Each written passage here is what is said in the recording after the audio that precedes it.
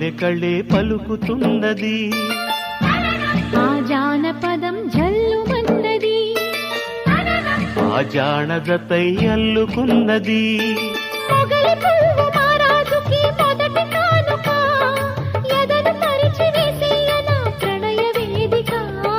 మల్లె నవ్వు మారాణి ఈ గొల్ల గోపిక, మూగ మనసు వింటున్నది మురడి గీతిక.